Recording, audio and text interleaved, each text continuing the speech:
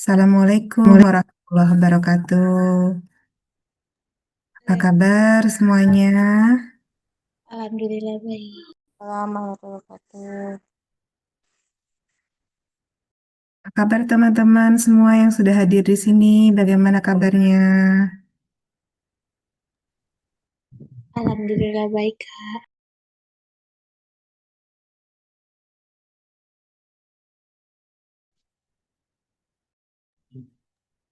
Oke, baik, baik, baik. Alhamdulillah kalau sehat semua. Sebelum mulai nih, saya pengen tahu deh teman-teman ini hadir saat ini di sini atau ikut komunitas Sehat Ruang Hening itu punya harapan apa sih? Yuk kita ngobrol-ngobrol sedikit yuk sebelum mulai nanti kita masuk webinar. Boleh di-share di chat, boleh langsung pakai mikrofon, boleh.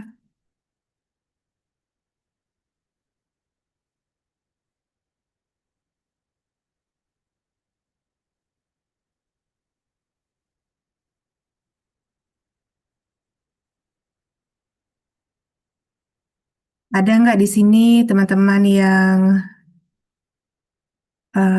punya harapan mungkin dengan join komunitas ini bisa memiliki teman-teman atau memiliki lingkungan yang suportif atau seperti apa gitu, boleh di-share di sini. Kita ngobrol-ngobrol sedikit sambil kenalan dari mana asalnya.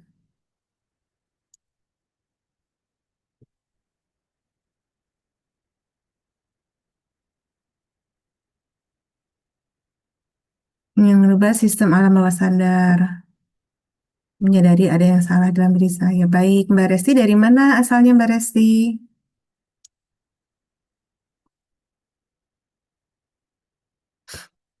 Nana dari Bandung, mendapat ilmu yang bisa menerapkan juga lebih mengenal diri sendiri. Ini kok baik. Alhamdulillah, makasih ya. Insya Allah nanti mudah-mudahan di sini bisa diwujudkan ya, walaupun sedikit atau sebanyak apapun itu dapat ilmu yang bisa diterapkan dalam hidup sehari-hari. Oke. Kalau teman-teman kira-kira selama ini merasa eh, ketika kita menyadari dalam diri kita, oh baik dari Tangerang, ketika kita mulai menyadari dalam diri kita bahwa kita punya kekurangan, baik nggak apa-apa, off cam nggak apa-apa. Kita memiliki kekurangan dalam hidup kita, misalnya keluarga yang disfungsional ya, artinya yang kurang berfungsi dengan baik, itu teman-teman ini nggak apa namanya ada perasaan bahwa aku harus kemana ya, aku harus minta pertolongan ke siapa gitu. Pernah nggak merasakan seperti itu? Atau misalnya, oh aku bisa kok cari-cari di internet, itu banyak informasinya seperti itu. Atau gimana? Atau merasa kayak em, menghadapi ujian seperti ini, kok aku merasa sendirian ya, seperti itu. Baik, ingin menghilangkan stres dan ingin menjadi diri yang lebih baik secara emosional, amin ya. Jadi kita sama-sama belajar ya di sini ya. Jadi kita belajar bersama-sama, termasuk juga limiting belief, karena apapun itu kepercayaan-kepercayaan, keyakinan yang ada dan dalam diri kita, dalam pikiran bawah sadar kita yang masih membatasi kita itu memang berasal dari biasanya pengalaman masa lalu kita. Baik, pola yang berulang ya. Nah, ini juga salah satunya ya. Pola hidup kita, pola pikir, pola perilaku kita yang kita tahu, kita sadar ini sebenarnya tidak baik atau negatif itu ya, tapi kok saya ulangi terus ya. Atau susah sekali ya saya keluar dari sini. Nah, itu juga hasil dari pengalaman kita. Itu. Mengendalikan emosi dan waras dengan ibu dengan anak balita. Nah, ini tantangan ya, tantangan sekaligus peluang sebenarnya ya punya anak balita, kemudian prasekolah itu benar-benar tantangan dan juga peluang karena usia sekian itu bisa dibilang golden age-nya, masa-masa keemasan pertumbuhan perkembangan pikiran bawah sadar anak itu luar biasa kalau bisa dioptimalkan. Nanti kita ke depan kita belajar sama-sama di sana ya mengenai parenting yang baik. Gitu ya. Yuk teman-teman, karena sudah jam segini, kita mulai saja ya. Kita mulai dengan webinar kita. Ya, kita bisa boleh sebut ini mini webinar atau apapun itu ya. Pokoknya kita belajar sama-sama ya.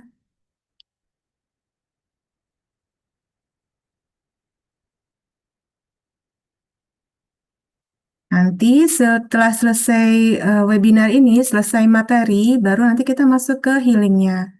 Jadi, ketika teman-teman nanti hadir dalam acara ini, teman-teman bisa mendapatkan satu ilmu, tambahan ilmu yang bermanfaat. Insya Allah bisa diaplikasikan dalam hidup sehari-hari. Yang kedua, tentunya relaksasi untuk teman-teman sendiri. Dengan tubuh yang rileks, pikiran kita rileks, terus tubuh kita rileks juga, maka nanti emosi-emosi negatif itu bisa sedikit demi sedikit kita lepaskan dari diri kita. Kita mulai aja ya materi untuk malam ini. Saya bawakan dulu yaitu interoception dan inner healing. Bagaimana hipnoterapi mengaktifkan pemulihan alami. Nah, ini sebenarnya saya bikin untuk acara webinar, pekan webinar bersama hipnoterapis yang lain. Jadi di sini nanti titik beratnya memang di bagian hipnoterapinya, tapi untuk teman-teman materinya juga insya Allah cukup memberi tambahan pengetahuan ya. Nah, ini background saya, teman-teman bisa baca aja nanti ya. Nah, kita mulai dari sini ya. Lupa, maaf saya lagi kurang sehat. Ini ada cerita teman-teman ya, namanya Catherine Nicholas, seorang warga negara Inggris mungkin ya, karena ini dipublikasikannya di website BBC UK United Kingdom ya. Dia bercerita bahwa di tahun 2022 itu usus besar dia terpaksa dibuang oleh dokter atau dioperasi dibuang. Ternyata alasannya adalah bertahun-tahun sejak remaja, Catherine ini punya kebiasaan menahan BAB, menahan buang air besar. Kenapa? Karena dia punya keyakinan, punya kepercayaan. Nah, seperti itu ya tadi salah satu yang disebut ya limiting belief. Apa tuh limiting beliefnya? Bahwa kalau aku mau BAB, itu harus di tempat yang sepi. Tempat yang sepi, kemudian privasi gitu ya. Bahkan di rumahnya sendiri pun, kalau ada banyak orang, dia nggak mau, nggak nyaman rasanya gitu. Jadi dia sering tuh menahan-nahan BAB. Nah, karena terlalu sering menahan BAB itu sejak remaja, akhirnya ketika usia dia sudah di atas 20 sekian tahun ya, ini operasinya kalau nggak salah dia usia di atas 26 tahun di operasinya itu terjadi iritasi di usus besarnya yang lumayan parah seperti itu. Nah, untuk teman-teman nanti boleh komen-komen di chat boleh ya. Nanti untuk pembahasannya kita selesaikan nanti sesudah healing ya. Nah, ini ada kaitannya dengan materi yang akan kita pelajari sekarang. Kalau biasanya kita itu mengenal umumnya kan ada 5 panca indera ya. Hidung untuk mencium bau-bauan, kemudian lidah untuk mengecap rasa, kemudian telinga untuk mendengar bunyi-bunyian, mata untuk melihat, kemudian tangan, ini kulit ya, kulit itu untuk merasakan kasar, halus, dan sebagainya. Ternyata manusia itu dilengkapi dengan 3 kemampuan lain yang dimiliki oleh otak kita, yaitu yang pertama interoception, kemudian proprioception, dan neuroception. Interoception itu apa? Ternyata interoception itu adalah kemampuan otak untuk bisa menangkap sinyal dari dalam tubuh. Misalnya apa?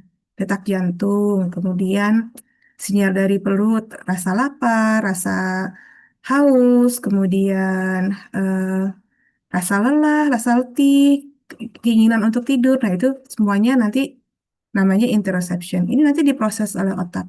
Sinyal-sinyal dari dalam tubuh itu diterima oleh organ-organ yang ada di tubuh kita ya, kemudian diteruskan sinyalnya masuk ke otak. Otak nanti menentukan, menafsirkan. Misal contoh, terasa lambung kita perih ini karena lapar atau karena kita cemas. Seperti itu. Kalau proprioception itu apa? Ini adalah kemampuan otak untuk bisa mendeteksi gerakan dan jarak. Jadi kita bisa tuh yang kita gerak-gerak seperti yoga dan lain-lain itu kita tidak jatuh. Karena otak bisa memperkirakan. seberapa jauh nih posisi kita, tubuh kita dari lantai atau dari benda-benda yang ada di sekitar kita. Nah, kalau neuroception itu kemampuan otak untuk mendeteksi apakah kita ada di suatu tempat yang aman atau tidak aman. Nah, ini contoh aja ya teman-teman ya. Kalau kita ada jalan di tempat yang gelap, sepi gitu ya, nah, tiba-tiba kita merasa tidak aman gitu kan ya. Nah, itu adalah kemampuan otak untuk bisa mendeteksi, oh ini sebenarnya tidak kondisinya tidak aman seperti itu. Atau teman-teman masuk dari luar ruangan, tiba-tiba masuk ke dalam sebuah ruangan di mana isinya orang-orang berdebat, mungkin ya berdebat sengit, berantem seperti itu. Kemudian merasa, ah aku nggak aman, ah aku pengen keluar gitu. Nah, itu adalah kerja dari otak kita yang dalam kemampuan ini, neuroception ini. Lanjut ya. Ini interoception, istilahnya ini artinya kemampuan otak untuk merasakan, mengenali, dan menafsirkan sinyal dari dalam tubuh ya. Jadi bisa dibaca-baca lagi sama teman-teman ya.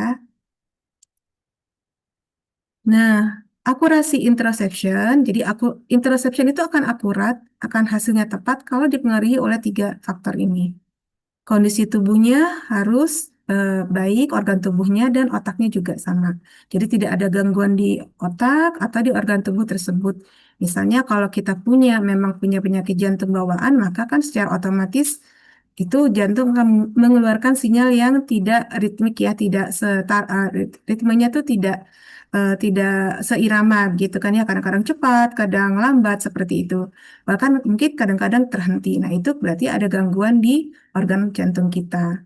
Tapi kalau organ jantung kita baik-baik saja, sehat-sehat saja, kok tiba-tiba saya merasakan detak jantung itu selalu deg-degan seperti itu. Nah, itu ada sesuatu yang lain. Berarti akurasi interoceptionnya yang kurang tepat seperti itu, teman-teman ya. Kemudian emosi, pengalaman hidup juga mempengaruhi. Tadi contohnya seperti detak jantung mungkin berdebar agak lebih cepat sedikit, mungkin entah karena takut atau cemas, tapi kita karena memiliki trauma dari masa kecil, maka kita langsung menafsirkan, oh ini jantungku kena serangan jantung seperti itu. Padahal belum tentu gitu ya. Jadi kita harus cek dulu nih, ada apa ini, sinyal ini artinya apa gitu ya. Nah, kemudian rasa aman juga mempengaruhi interoception yang akurat. Jadi kalau kondisi kita memang tidak aman, pastilah interoception kita juga sangat jauh dari akurat ya.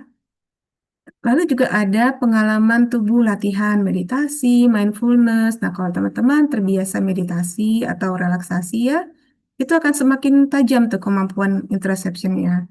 Bisa membedakan antara sinyal-sinyal misalnya perut perih itu lapar atau cemas, kemudian teman-teman malam hari itu mulai berasa ngantuk, oh berarti ngantuk aku harus tidur, seperti itu ya. Karena kadang-kadang kalau misalnya kita tidak akurat kemampuan ini, sudah jam 11, sudah jam 1, kok nggak ngantuk-ngantuk ya, seperti itu ya. Sebenarnya sinyal itu ada teman-teman. Sinyal ngantuk itu ada, diberikan oleh tubuh kita, tapi kitanya yang kurang melatih diri kita untuk bisa mendengarkan, merasakan sinyal tersebut. Nah, ini ya, ketika nanti kondisi tubuh kita aman, kemudian pengalaman masa kecil kita yang traumanya itu sudah kita pulihkan, kondisi emosi kita jadi lebih stabil, maka nanti kita akan memiliki interoception yang akurat. Saat inilah nanti terjadi yang namanya inner healing. Jadi tubuh manusia itu teman-teman sudah dianugerahi oleh Tuhan. Ya, itu suatu kemampuan yang luar biasa. Jadi yang dibilang-bilang oleh orang-orang, mungkin teman-teman nanti melihat ya di luar ya, entah baca di internet atau dengar di YouTube dan lain-lain, kok apa ini inner healing, self healing tuh apa? Ah, bohong mah gitu. Masa sih ya gitu, bener sih? Masa sih bener gitu manusia bisa menyembuhkan diri sendiri? Potensinya ada ya teman-teman ya, tapi tetap kita butuh bantuan orang lain. Sebenarnya kalau teman-teman butuh bantuan dokter, psikolog, psikiater, mungkin bekam dan lain-lain itu nggak apa-apa lakukan. Tapi yakinlah teman-teman dan ketahuilah bahwa kita sebagai manusia itu punya potensi inner healing yang memang diberikan oleh Tuhan. Seperti apa bentuknya? Nah ini contohnya hormon-hormon kita. Kalau kondisi kita tenang, rileks, kemudian tubuh kita, pikiran kita tenang, maka hormon oksitosin dan serotonin meningkat. Ini salah satu saja ya. Nanti di belakang banyak ada daftar hormon dan neurotransmitter yang membantu untuk tubuh kita untuk lebih optimal. Jadi kita akan terasa tuh rasa tenang, aman, terhubung. Kemudian kelenjar-kelenjar di tubuh kita memproduksi sel imun. Kemudian terjadi apalagi autofagi, otomatis ya sel kita itu secara kalau kita sehat, tubuh kita selalu tenang, itu rileks ya, maka sel-sel yang sudah rusak itu dibuang oleh tubuh dengan sangat mudah. Dan akan terjadi regenerasi sel atau pertumbuhan sel-sel yang baru. Kemudian sistem imun kita bisa meningkat, kemudian kelenjar endokrin bisa bekerja optimal, membantu tidur, metabolisme, dan emosi stabil. Ini salah satu contohnya aja ya, hanya sedikit saja ya, dari bahwa tubuh kita ini memiliki kemampuan self-healing yang luar biasa, pemberian dari Tuhan. Tapi bagaimana kalau kondisi sebaliknya terjadi?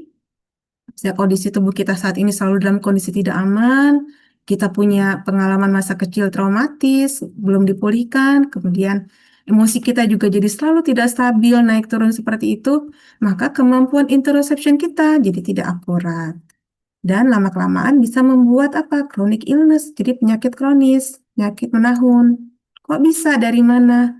Ternyata dari sini teman-teman contohnya. Contoh ya, ketika kita merasakan lapar, misalnya dari perut kita perih gitu kan, kita nggak tahu ini lapar karena emosional atau lapar karena fisiologis, emang benar-benar perut kita kosong.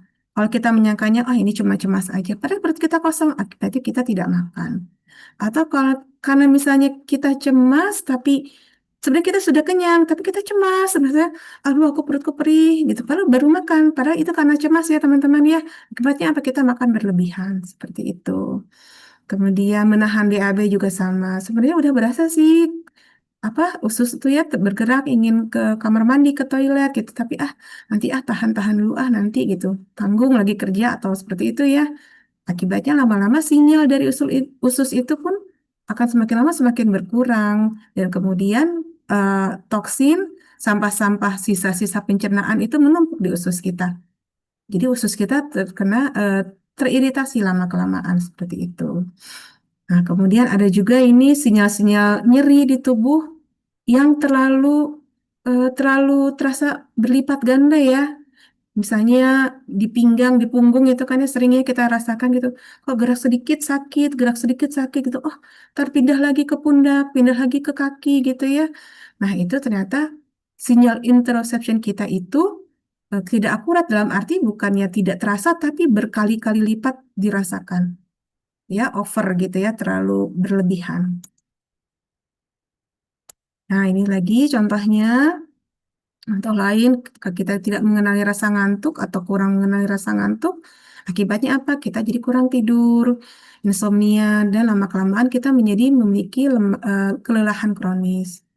Juga sinyal jantung juga sama. Ketika kita misalnya merasakan cemas sedikit, jantungnya berdebar, sebenarnya normal ya. Rasa cemas, takut, kemudian jantung kita berdebar sedikit, marah misalnya, jantung kita agak deg-degan sedikit, itu normal, wajar. Karena kan eh, jantung berdenyut agak kencang sedikit, itu mempersiapkan tubuh untuk melakukan action selanjutnya. Contoh kalau misalnya marah, ya kita keluarkan rasa marah itu ya, tapi tanpa harus dalam kekerasan. Seperti itu kita ungkapkan.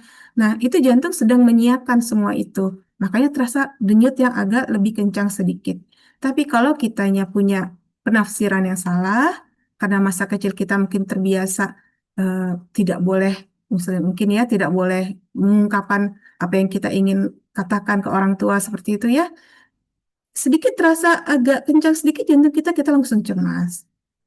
Padahal kecemasan yang berulang ini akibatnya meningkatkan tekanan darah tinggi, justru malah nanti resikonya terjadi hipertensi di diri kita. Nah, bagaimana kita bisa melatih interoception supaya jadi lebih akurat? Dari dini, kita harus training, kita harus latih terus. Nah, untuk ibu-ibu, teman-teman yang sekarang punya anak masih balita, masih prasekolah, kemudian masih usia remaja, itu boleh, bagus dilatih dari awal ya. Toilet training, ketika misalnya malam-malam mungkin kita ngantuk nggak tega mungkin ya bawa bawa aja gendong kemudian kita pipisin anaknya itu suruh duduk di toilet jongkok seperti itu ya atau duduk di toilet duduk jadi ditungguin sama mama pipis dulu ya gitu ya nanti anak akan terbiasa oh berarti pipis itu tidak harus di pampers lagi. Oh, aku bisa melatih untuk merasakan keinginan untuk pipis seperti itu bisa. Kemudian untuk makan juga sama, tidur juga sama. Jadi sebaiknya teman-teman latih dari kecil anak-anaknya. Seperti jam malam nih, jam 9 udah waktunya istirahat tidur, lakukan seperti itu. Supaya anak terbiasa. Jadi jam 9 oh waktunya aku tidur, seperti itu ya. Tidak terbiasa nanti sampai usia remaja, usia dewasa, apa? Sampai jam 10, jam 11, jam 1 itu belum tidur misalnya seperti itu ya. Padahal tidak melakukan hal-hal yang memang dibutuhkan seperti misalnya ada PR yang mendadak seperti itu ya. Kemudian melatih dengan cara apa lagi? Dengan pernafasan mindful. Jadi mindful itu adalah kondisi kita menyadari saat ini, terus kemudian apa yang terjadi di sekitar kita, gitu ya. Kita latih itu, relaksasi body scan. Body scan itu kita merasakan tuh, ketika kita bernafas, kita rasakan pelan-pelan apa yang dirasakan oleh mataku misalnya. Oh, kok ada nyeri-nyeri sedikit di ujung mata. Gak apa-apa, biarkan saja turun lagi. Apa yang terasa di pipiku misalnya. Terus ke bawah apa yang terasa di bagian dadaku misalnya, kok agak sesak sedikit nafasnya misalnya, nggak apa-apa terusin ke bawah sampai ke ujung kaki. Itu akan melatih kita, otak kita untuk bisa memiliki interoception yang akurat. Dan tentunya tidak kalah penting adalah membiasakan kebiasaan sehat dan rasa aman ya. Nah, ini salah satu cara intervensi hipnoterapi untuk bisa membantu interoception-nya menjadi lebih akurat. Kalau hipnoterapi itu teman-teman nanti gelombang otaknya turun, jadi yang biasanya kritis, kemudian banyak berpikir aktif, itu ketika di hipnoterapi nanti kita kondisinya rileks, kondisinya tenang. Hampir mirip dengan healing yang akan saya adakan sekarang ya. Nanti ketika kondisi kita tenang, maka kita bisa itu mulai sedikit mereframe atau mengubah pola pikir kita. Ya, seperti misalnya yang tadinya rasa nyeri-nyeri sedikit itu nyeri banget gitu ya. Misalnya cemas sedikit langsung terasa nyeri di bagian tangan gitu ya. Itu bisa dengan hipnoterapi pelan sedikit demi sedikit dialihkan. Jadi yang tadinya cemas itu tidak harus dikaitkan, dikoneksikan dengan rasa nyeri di bagian tangan. Itu bisa teman-teman. Seperti itu. Contoh lainnya, hipnoterapi juga bisa untuk memulihkan luka trauma masa kecil.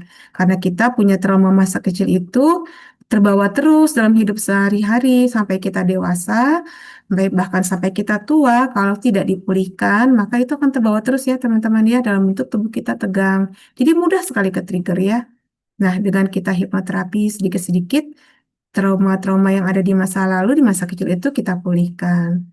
Ya. Nanti kalau teman-teman ada yang mau nanya seperti apa ini tekniknya apa sih, nanti di belakang aja ya langsung ya. Karena ini pembahasannya lumayan juga untuk age regression itu. Jadi kita nanti kembali ke masa lalu. Kita kembali ke masa ketika kita mendapatkan trauma sedikit demi sedikit. Jadi nggak boleh yang namanya teman-teman ketika kita menyadari diri kita itu punya trauma di masa lalu atau luka pengasuhan masa kecil, itu tidak disarankan untuk disembuhkan atau dipulihkan secara besar-besaran langsung pada saat itu juga. Karena tubuh kita itu butuh waktu untuk memproses. Kalau dipulihkan langsung saat itu juga, secara langsung besar-besaran nanti kewalahan tubuhnya. Nanti bisa akibatnya terasa jadi malahan jadi positif apa yang harusnya positif ya jadinya negatif jadi cemas malahan jadi pusing dan lain-lain. Tapi kalau kita lihat luka-luka kita di masa lalu itu sedikit demi sedikit, kemudian pelan-pelan ya kita obati, kita pulihkan pelan-pelan, maka tubuh akan merespon dengan lebih positif, lebih baik.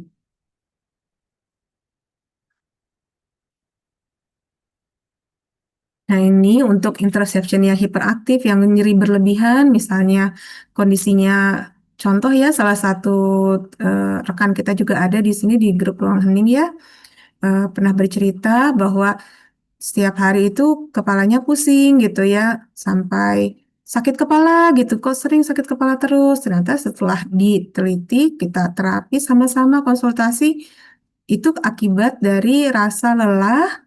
Kemudian ada rasa cemas juga akibat apa namanya persoalan rumah tangga dan terutama karena memiliki anak dua yang masih kecil-kecil, teman-teman. Namanya anak ya masih kecil-kecil itu pasti kan aktif ya.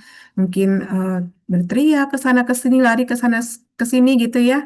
Ketika ibunya bilang, "Udah, jangan lari-lari gitu ya. Ayo diam gitu." Anak-anaknya semakin biasanya kalau kita kita ada yang gambar-gambar ya. Kalau kita merespon tingkah laku anak ya, sikap anak itu dengan tegang, dengan kita penuh emosi, biasanya anak itu justru akan mengikuti emosi kita, teman-teman, gitu. Maka akibatnya ibunya makin tambah pusing, seperti itu ya. Jadi anak-anaknya lari-lari ke sana ke sini, diteriakin oleh ibunya, jangan lari-lari, udah diam segala macam. Makin tambah lari-lari, makin tambah ibunya pusing. Nah, dengan hipnoterapi juga bisa dibantu seperti itu, atau dengan kita lakukan relaksasi seperti yang nanti akan kita lakukan bersama-sama ya. Nanti jadi tubuh kita rileks, saraf kita rileks, ketegangan yang ada di tubuh kita berkurang. Nanti ketahuan tuh, ini apa sih? Aku pusing-pusing tuh apa? Sakit kepala atau karena apa bahaya, sakit kepala yang berbahaya atau karena aku sebenarnya kewalahan aja. Itu nanti akan terasa perbedaannya dengan sendirinya seperti itu.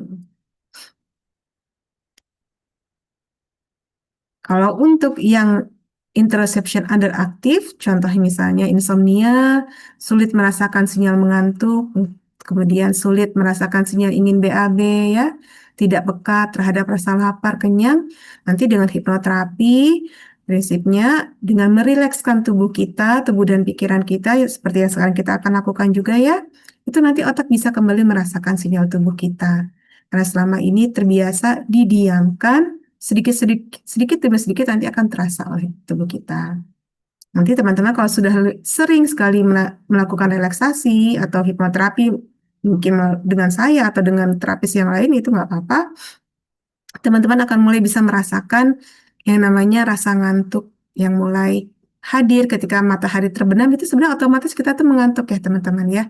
Kalau otomatis matahari tidak ada berganti dengan langit yang gelap, manusia itu secara alami sebenarnya kita tuh mengantuk gitu ya. Tapi karena kita matanya selalu dirangsang dengan gadget, dengan televisi, dengan HP, komputer dan lain-lain, akibatnya rasa ngantuk itu berkurang gitu ya, tapi nanti bisa diperbaiki lagi.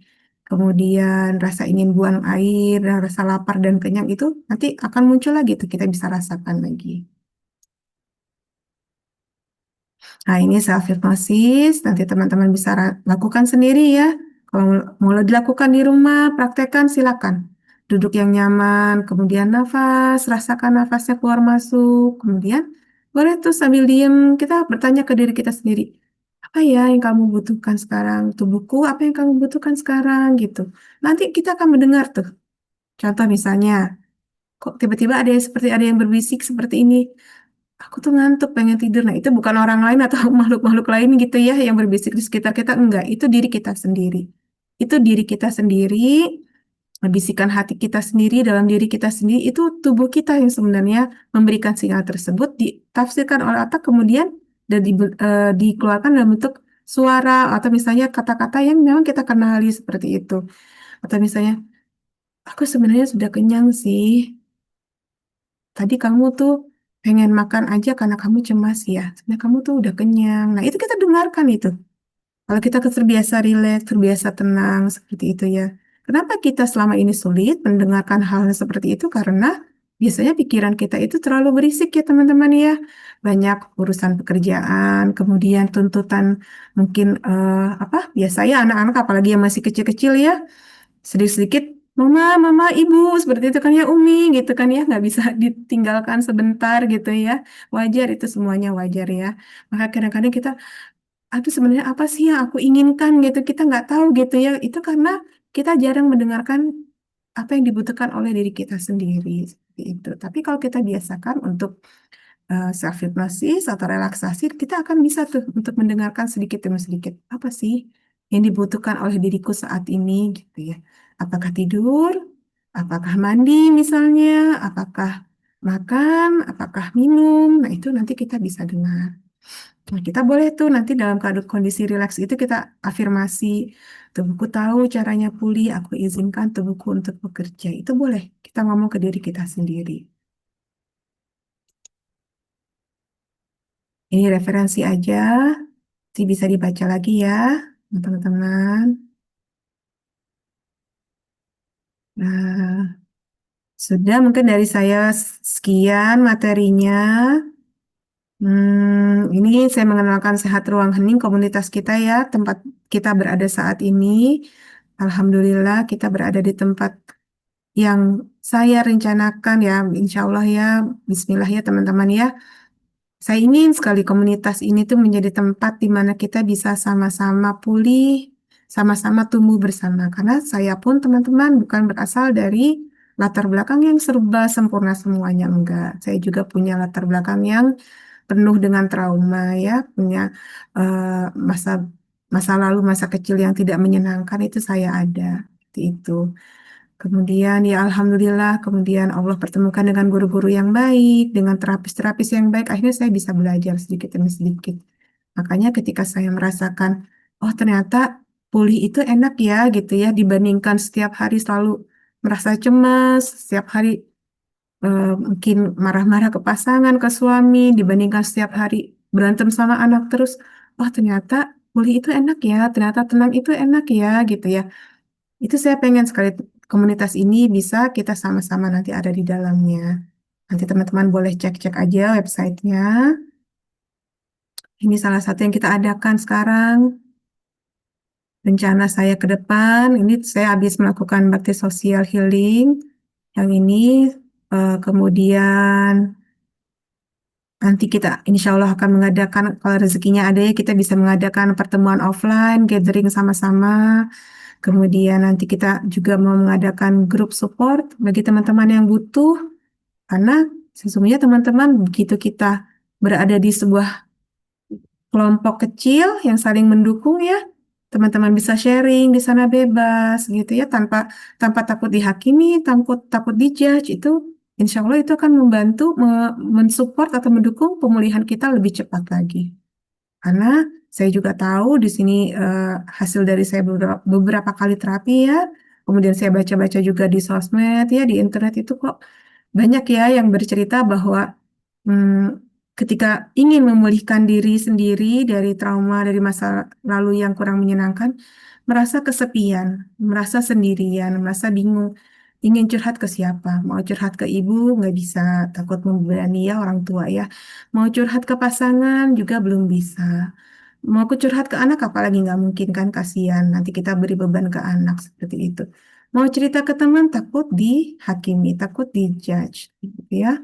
Kemudian mau cerita ke profesional mungkin ada teman-teman yang belum ada rezekinya seperti itu. Tapi dengan grup support kita lakukan nanti eh, saya akan bikin lebih profesional lagi mungkin berbayar tapi itu tidak akan mahal ya teman-teman ya. Teman-teman akan memiliki komunitas grup yang lebih kecil lagi yang bisa mendukung teman-teman untuk pulih. Itu rencana saya ke depan nanti seperti itu. Mohon doanya aja ya. Dan teman-teman nanti bisa terus bergabung di sini. Nah, ini daftar hormon dan neurotransmitter untuk pengetahuan teman-teman aja ya. Nah, tubuh kita ini sudah dilengkapi dengan perlengkapan yang luar biasa oleh Tuhan ya. Ini masih di luar apa? Sel darah putih kita yang memang punya fungsi untuk melawan infeksi bakteri virus ya.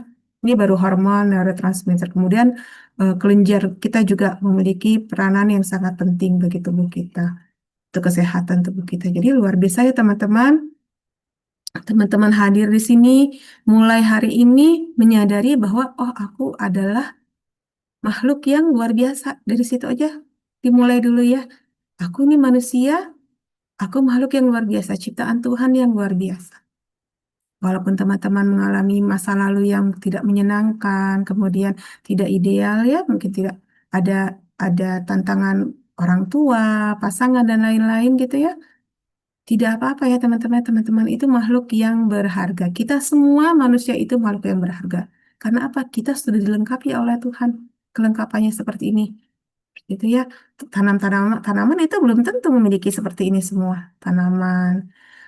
Binatang iya, hewan ada. Tapi hewan apakah memiliki akal pikiran seperti kita? Juga belum tentu. Seperti itu ya. Jadi kita tuh udah lengkap.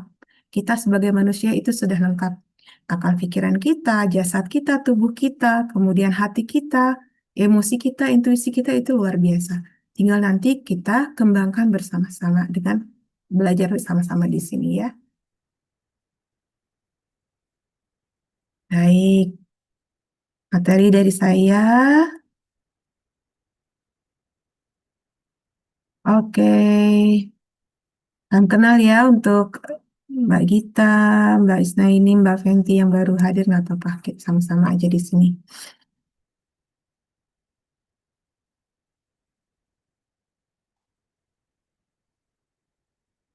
Oh, oke,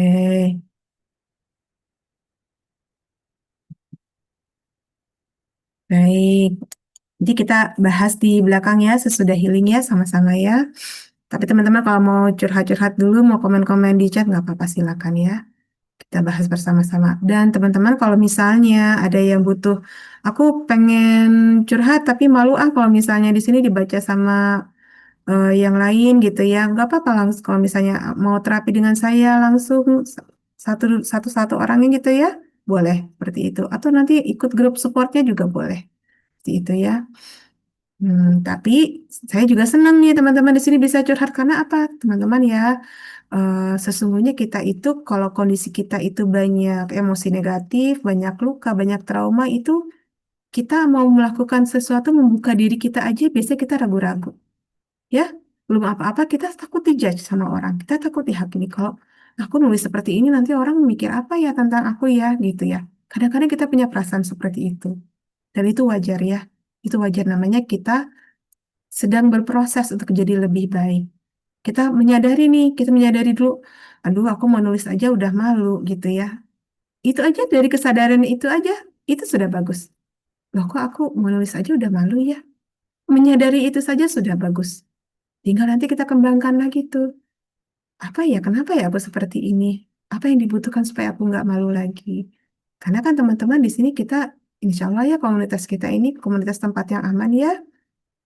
Kita jaga bersama-sama di tempat yang aman, saling support, tidak menghakimi satu sama lain karena setiap orang punya perjuangannya masing-masing. Seperti itu ya. Jadi apapun yang dialami oleh teman-teman yang sudah chat di sini, itu saya hargai semuanya. Karena saya percaya, saya tahu teman-teman memiliki latar belakang istilahnya perjuangannya itu masing-masing semua punya, semua ada gitu ya. Tuh. Baik, karena sudah jam segini kita langsung mulai healingnya aja. Nanti selesai healing, teman-teman kita bisa diskusi, bisa tanya jawab, chat dan segala macam ya.